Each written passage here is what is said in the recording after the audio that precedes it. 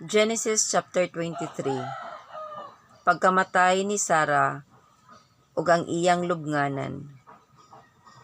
Ug si Sarah nakadangat og usa ka gatos ug kaluhaan og 7 ka tuig.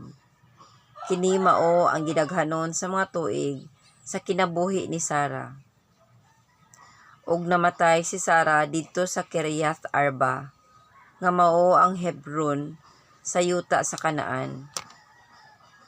Ug miadto si Abraham sa pagdala tungod kang Sarah o sa paghilak tungod kaniya. 3. Ug mitindog si Abraham sa atubangan sa iyang minatay, ug nagsulti siya sa mga anak ni Heth, ug miingon. 4. Lumalangyaw og dumulong ako sa taliwala ninyo. Hatagi ako ninyo og panulundon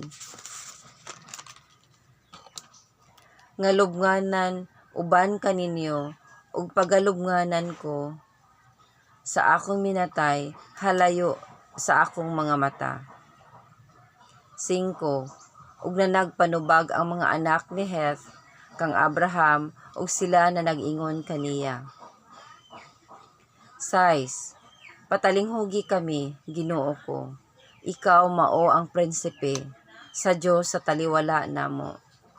Sa labing maayo sa among mga lubnganan, ilubong mo ang imong minatay.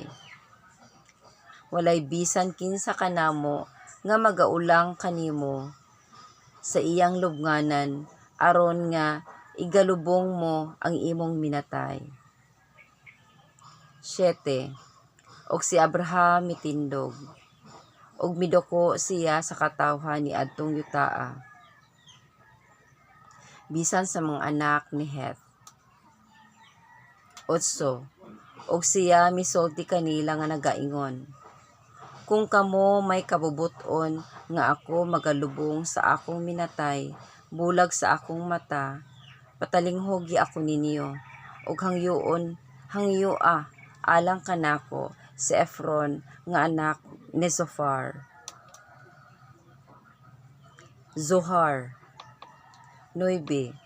Aron iyang ihatag kanako ang langob ni Makpela nga anaa kaniya, nga atoa sa kinatumyan sa iyang kapatagan, nga sa bili nga igo ikahatag niya kini kanako aron maako nga lubnganan diha sa taliwala ninyo. 10. Karon si Ephron nagalingkod sa taliwala sa mga anak ni Heth.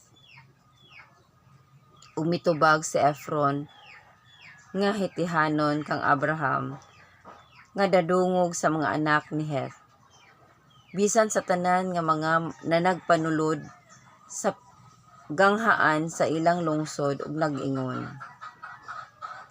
11.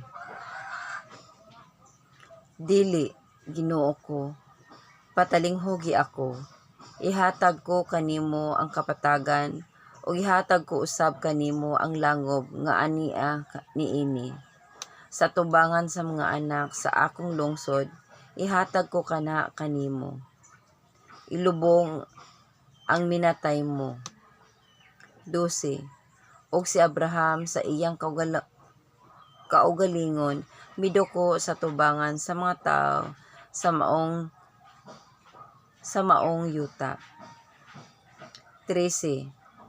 Ug mitubag siya kang Ephron sa tubangan sa mga tao sa maong yuta nga nagaingon, kung buot ka, mangayo ako, nga imong patalinghugan ako.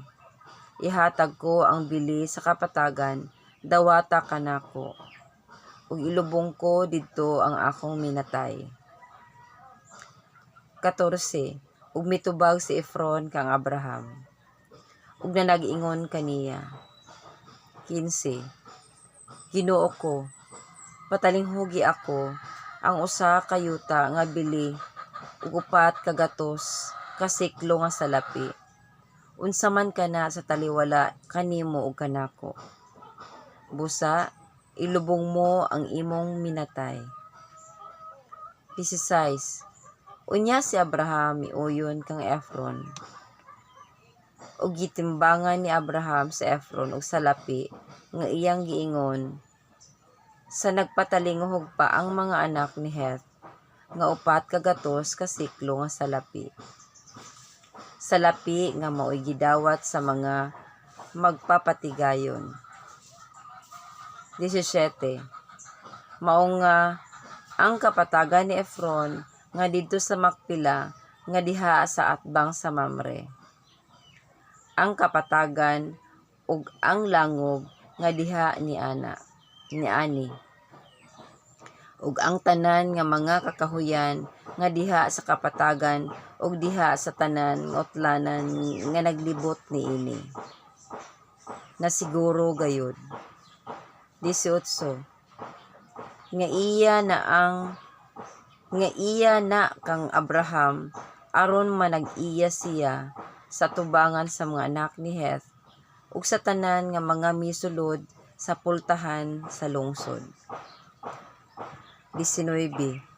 Ug sa human niini ni si Sara nga iyang asawa gilubong ni Abraham didto sa langob sa kapatagan sa Makpela nga atbang sa Mamre nga mauusab ang Hebron sa yuta sa Kanaan.